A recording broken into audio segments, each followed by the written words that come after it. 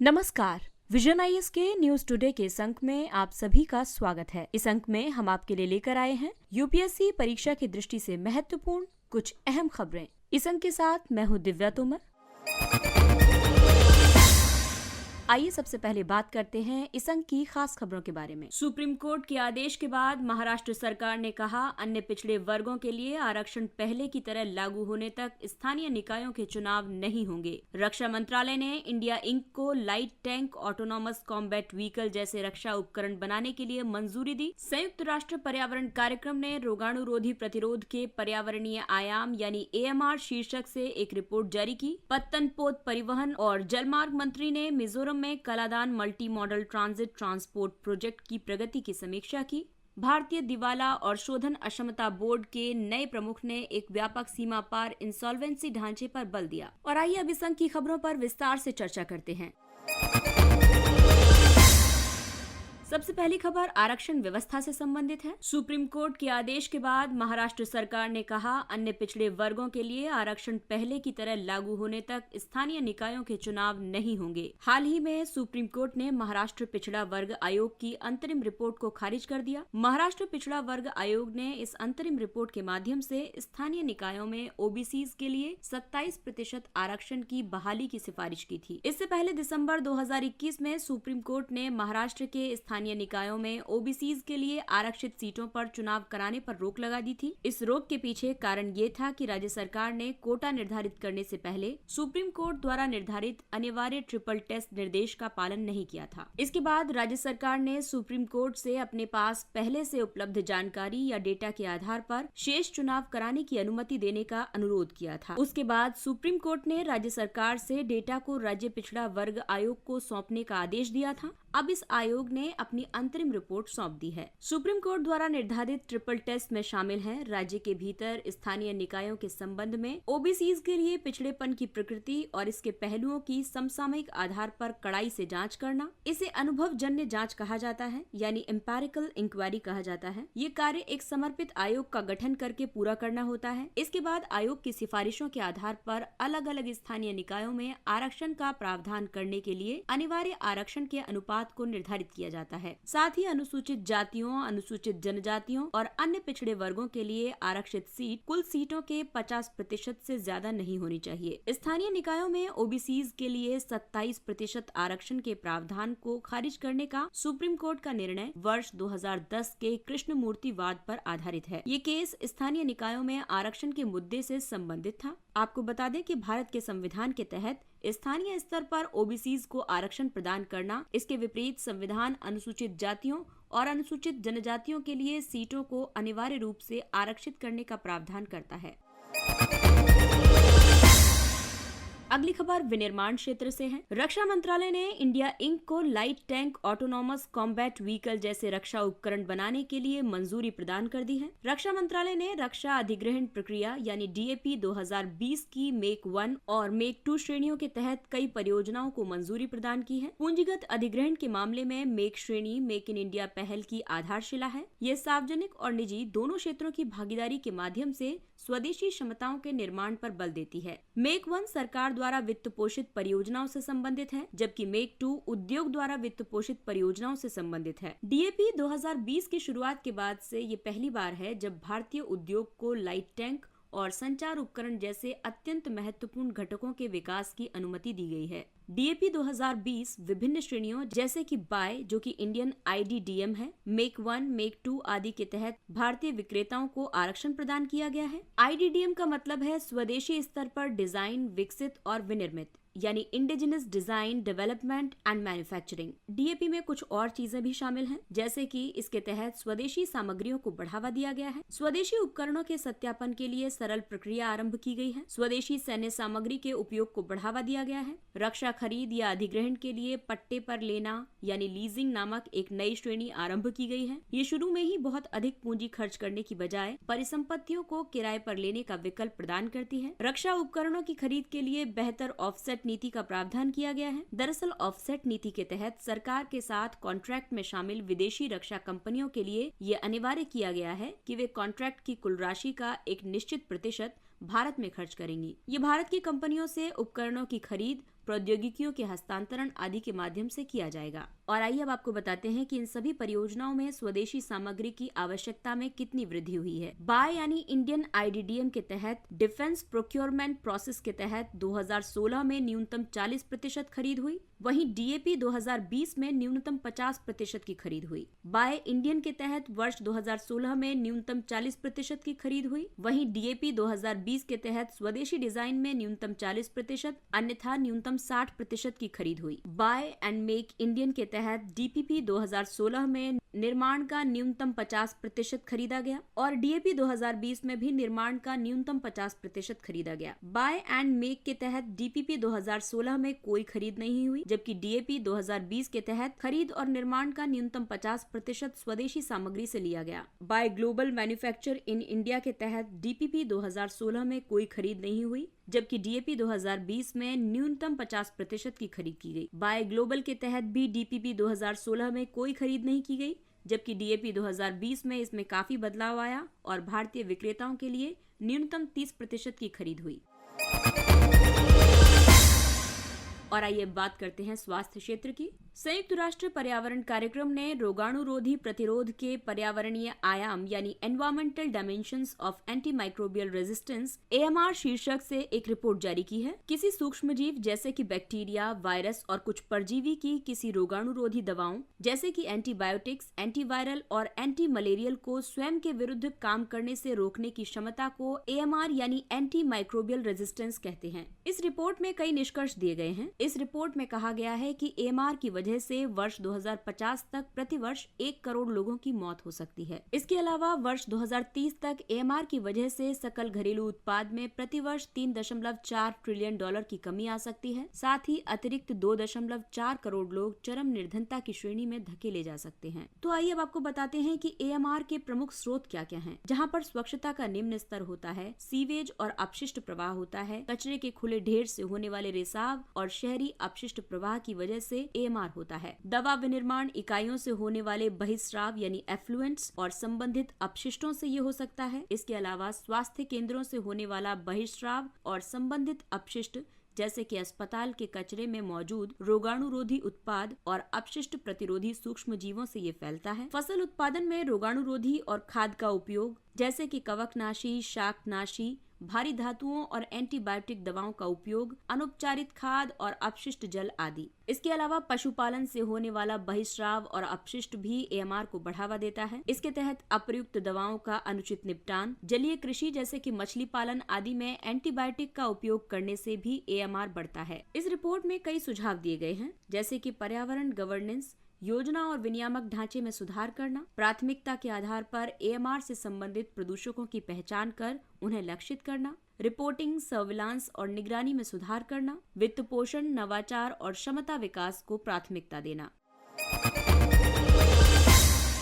और अगली खबर अवसंरचना क्षेत्र से। पत्तन पोत परिवहन और जलमार्ग मंत्री ने मिजोरम में Kaladan multi modal transit transport project यानी KMM-TTP की प्रगति की समीक्षा की। Kaladan multi modal transit transport project यानी KMM-TTP को वर्ष 2008 में अनुमोदित किया गया था। इसका उद्देश्य पूर्वोत्तर में भारत को म्यांमार के रखाइन प्रांत में स्थित सितवे बंदरगाह से होते हुए कोलकाता से जोड़ना है। इस परियोजना का पहला खंड पश्चिम बंगाल से शुरू होते हुए 500 किलोमीटर से अधिक दूरी तय कर सितवे बंदरगाह तक जाता है। इसका दूसरा खंड सितवे बंदरगाह से पलेटवा को जोड़ने वाला कलादान नदी जलमार्ग है। इसके तीसरे खंड में एक सड़क मार्ग शामिल है जो म्यांमार के पलेटवा को मिजोरम के जोरिनपुई से जोड़ता है। मूल रूप से वर्ष 2014 में ही इस परियोजना को पूरा हो जाना था, लेकिन अब इसे वर्ष 2023 तक पूरा करने का लक्ष्य रखा गया है। इस प्रोजेक्ट का काफी महत्व है क्योंकि ये परियोजना पूर्वोत्तर भारत के लिए महत्वपूर्ण वैकल्पिक मार्ग प्रदान करती है। इससे संकीर्ण सिलीगुड़ी गलियारे पर दबाव कम होगा, जिसे कि चिकन नेक भी कहा जाता है। ये पूर्वोत्तर और शेष भारत के बीच की दूरी को काफी कम करता है। ये एक्ट ईस्ट नीति के उद्देश्यों के अनुरूप म्यांमार के माध्यम से दक्षिण पूर्व एशिया तक भारत की पहुंच सुगम बनाता है। ये भारत और म्यांमार के बीच आर्थिक, वाणिज्यिक और सामरिक संबंधों को बढ़ावा देगा। अगली खबर मनी लॉन्ड्रिंग और इंसॉल्वेंसी के मुद्दों पर आधारित है। भारतीय दिवाला और शोधन अक्षमता बोर्ड के नए प्रमुख ने एक व्यापक सीमा पार इंसॉल्वेंसी ढांचे पर बल दिया है। सीमा पार इंसॉल्वेंसी उन परिस्थितियों को दर्शाती है जिसमें कि एक दिवालिया देनदार की एक से अधिक देशों में परिसंपत्तियां या लेनदार होते हैं। वर्तमान में इंसॉल्वेंसी एंड बैंक्रप्सी कोड 2016 के प्रावधान द्विपक्षीय समझौतों के माध्यम से सीमा पार इंसॉल्वेंसी के मामलों का निपटान करते हैं। इसके लिए निर्णायक प्राधिकरण आईबीसी की धारा 234 और धारा 235 के तहत विदेशी अदालतों को अनुरोध पत्र जारी करते हैं। इंसॉल्वेंसी लॉ कमेटी ने ये पाया है कि ये प्रक्रिया एक तदर्थ ढांचा है। इसके चलते लेनदारों, देनदारों और अदालतों को देरी और अनिश्चितता का सामना करना पड़ता है। इसकी वजह से कॉर्पोरेट कार्य मंत्रालय ने आईबीसी के तहत सीमा पार इंसॉल्वेंसी के लिए कानूनी उपाय का एक प्रस्ताव रखा है। हालांकि इसे अभी अंतिम रूप दिया जाना बाकी है। सीमा पार इंसॉल्वेंसी ढांचे का महत्व ये है कि ये सीमा पार दिवालियापन की कार्रवाई के लिए एक मजबूत और सिद्धांत आधारित ढांचा प्रदान करेगा। इसके द्वारा भारतीय और विदेशी हितधारक अपनी समस्याओं को तेजी और कुशलता से हल करने में सक्षम होंगे। इसे वैश्विक निवेशकों और उन्नत अर्थव्यवस्थाओं द्वारा एक प्रगतिशील और दूरदर्शिता आधारित बाजार सुधार के रूप में देखा जाएगा। इसके द्वारा भारतीय कार्रवाइयों की पहुंच और मान्यता उन अधिकार क्षेत्रों में सुगम होगी जो पहले से ही ऐसे मॉडल कानून को अपना चुके हैं। भारतीय व्यवसायों द्वारा विश्व में अपने कारोबार के विस्तार और वित्तीय बाजार से संबंधों में वृद्धि के कारण इसकी आवश्यकता महसूस की गई।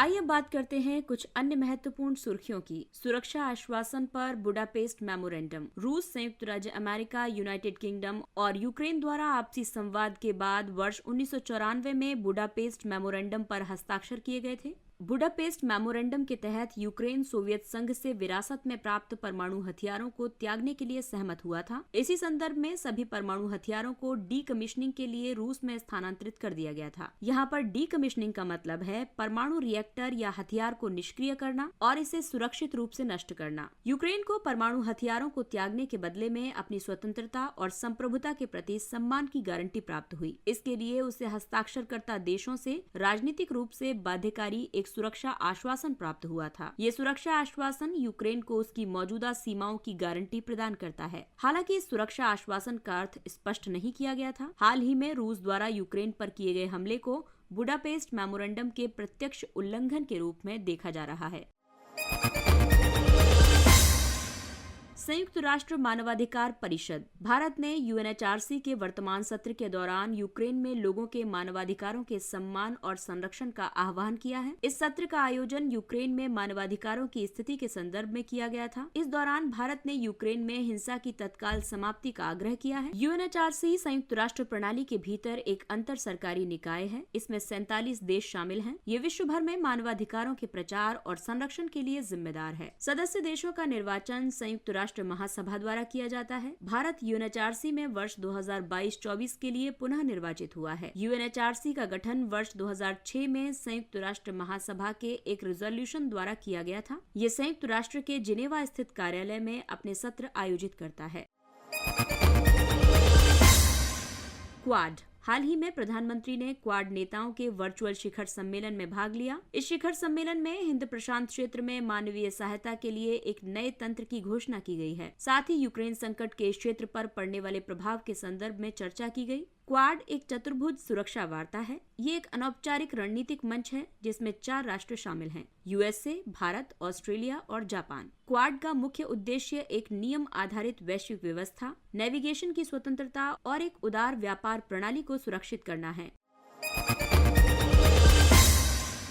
युद्ध अपराध यानी war crimes. International criminal court ICC ने यूक्रेन में संभावित युद्ध अपराधों की जांच शुरू करने की घोषणा की है। युद्ध अपराध किसी युद्ध या संघर्ष के दौरान मानवीय कानूनों का एक गंभीर उल्लंघन है। युद्ध अपराध की अवधारणा वर्ष 1949 के जिनेवा कन्वेंशन से उत्पन्न हुई। इसके तहत बंधक बनाना, जानबूझकर हत्याएं करना, बच्चों को लड़ने के लिए मजबूर करना शामिल है। अंतर्राष्ट्रीय मानवीय कानून 3 सिद्धांतों के आधार पर ये तय करते हैं कि किसी व्यक्ति या सेना ने युद्ध अपराध किया है या नहीं। सबसे पहला सिद्धांत है आनुपातिकता का सिद्धांत यानी प्रोपोर्शनैलिटी। ये सेनाओं को हमले का जवाब देते समय आवश्यकता से अधिक हिंसा से रोकता है। दूसरा सिद्धांत है एहतियात यानी प्रिकॉशन। इसके तहत युद्ध में शामिल दोनों पक्षों को नागरिक आबादी को नुकसान से बचाने या नुकसान नुकसान को न्यूनतम करने की आवश्यकता होती है। और तीसरा सिद्धांत है डिस्टिंक्शन यानी अंतर का। ये सामान्य नागरिकों और युद्धरत लोगों और वस्तुओं के बीच अंतर से संबंधित है।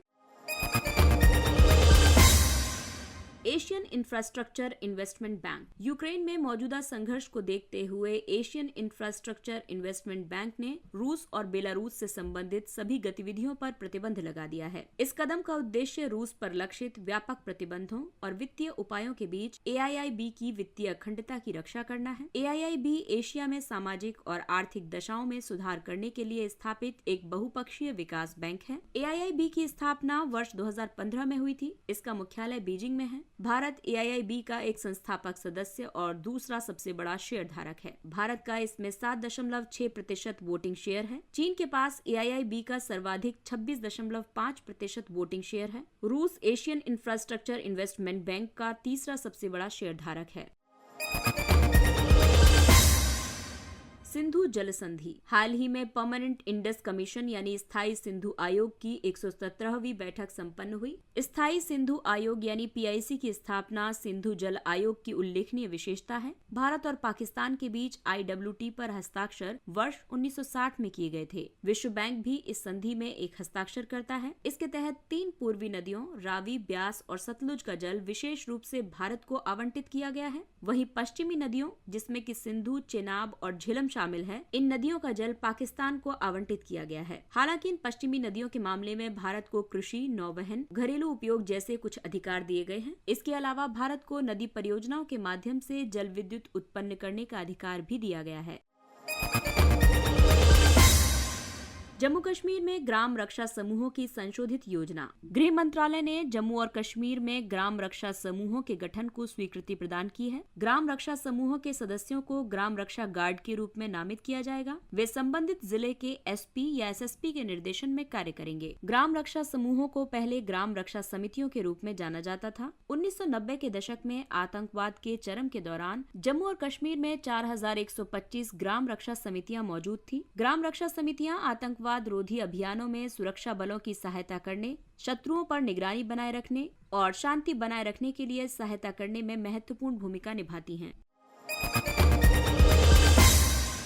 स्त्री मनोरक्षा परियोजना। इसे महिला और बाल विकास मंत्रालय द्वारा राष्ट्रीय मानसिक स्वास्थ्य और तंत्रिका विज्ञान संस्थान निमहैंस के सहयोग से शुरू किया गया था। निमहैंस मानसिक स्वास्थ्य और तंत्रिका विज्ञान के क्षेत्र में रोगी की देखभाल और शैक्षणिक खोज के लिए राष्ट्रीय महत्व का संस्थान है। इसका उद्देश्य पूरे भारत में 6000 वन स्टॉप सेंटर कार्यकर्ताओं को मानसिक स्वास्थ्य प्रशिक्षण प्रदान करना है। वन स्टॉप सेंटर महिला और बाल विकास मंत्रालय द्वारा वर्ष 2015 से कार्यान्वित की जा रही है। ये योजना निजी और सार्वजनिक दोनों स्थानों पर हिंसा से प्रभावित महिलाओं को एकीकृत समर्थन और सहायता प्रदान करती है। ये सेंटर महिलाओं को चिकित्सा, कानूनी और अपराध से संबंधित मामलों में सहायता प्रदान करते हैं। अंतर्राष्ट्रीय दूरसंचार संघ ITU। भारत ने ITU के क्षेत्रीय कार्यालय और नवाचार केंद्र की स्थापना के लिए होस्ट कंट्री एग्रीमेंट पर हस्ताक्षर किए हैं। इस क्षेत्रीय कार्यालय से दक्षिण एशिया में दूरसंचार प्रौद्योगिकियों में अनुसंधान एवं विकास को प्रोत्साहन मिलने की उम्मीद है। ITU सूचना और संचार प्रौद्योगिकियों के लिए संयुक्त राष्ट्र की विशेष एजेंसी है। इसमें सदस्य के रूप में विभिन्न देशों के साथ साथ विश्वविद्यालय, अंतर्राष्ट्रीय और क्षेत्रीय संगठन भी शामिल हैं। ITU की स्थापना वर्ष 1865 की गई थी। इसका मुख्य उद्देश्य संचार नेटवर्क के क्षेत्र में अंतर्राष्ट्रीय कनेक्टिविटी को सुगम बनाना है। ITU वैश्विक रेडियो स्पेक्ट्रम और उपग्रह कक्षाओं का आवंटन करता है। ये तकनीकी मानकों का विकास करता है जो सुनिश्चित करते हैं कि नेटवर्क और प्रौद्योगिकी बिना किसी बाधा के परस्पर जुड़े रहें। साथ ही ये विश्व में उन समुदायों के लिए जिन तक इनकी पहुंच नहीं है, उन तक ICT तक पहुंच में सुधार करने का प्रयास करते हैं। सारस 3 रेडियो दूरबीन। सारस 3 रेडियो का आविष्कार और निर्माण भारत में स्वदेशी रूप से किया गया है। इस दूरबीन का प्रयोग करके भारतीय शोधकर्ताओं ने कॉस्मिक डॉन, जो कि ब्रह्मांड का उद्भव कहा जाता है, इससे रेडियो तरंग सिग्नल की खोज के लिए हालिया दावे का खंडन किया है। कॉस्मिक डॉन यानी ब्रह्मांड का उद्भव ब्रह्मांड की आरंभिक अवस्था को दर्शाता है, जब पहली बार तारे और आकाश गंगाएं अस्तित्व में आई थी। सारस 3, जिसमें सारस की फुल फॉर्म है shaped antenna measurement of the background radio spectrum, ये कॉस्मिक डॉन से अत्यंत कमजोर रेडियो तरंग संकेतों का पता लगाने के लिए एक सटीक रेडियो टेलीस्कोप है। सारस 3 रेडियो टेलीस्कोप जरूरी सूक्ष्मग्राहिता तक पहुंचने वाला विश्व का पहला टेलीस्कोप है। और आइए बात करते हैं सुर्खियों में रहे स्थलों के बारे में। जपोरिजिया परमाणु संयंत्र। यूक्रेनी अधिकारियों द्वारा सूचित किया गया है कि रूसी सेना ने जपोरिजिया परमाणु संयंत्र पर अपना नियंत्रण स्थापित कर लिया है। ये यूरोप का सबसे बड़ा परमाणु संयंत्र है। ये दक्षिणी यूक्रेन में नीपर नदी के किनारे स्थित है। इसकी कुल उत्पादन क्षमता लगभग 6000 मेगावाट है, जो लगभग 40 लाख घरों को विद्युत आपूर्ति करने के लिए पर्याप्त है। इसके साथ ही ये अंक समाप्त होता है। अगले अंक में फिर मुलाकात होगी कुछ अन्य महत्वपूर्ण खबरों के साथ। तब तक अपना ख्याल रखिए, सुरक्षित दूरी बनाए रखिए, मास्क पहनिए, हाथ और चेहरा साफ रखिए, क्योंकि कोविड अभी पूरी तरह से समाप्त नहीं हुआ है। इसलिए अपना और अपनों का विशेष ध्यान रखें, टीकाकरण अवश्य करवाएं। और इसी अपील के साथ विजन IAS की पूरी टीम को दीजिए इजाजत। नमस्कार।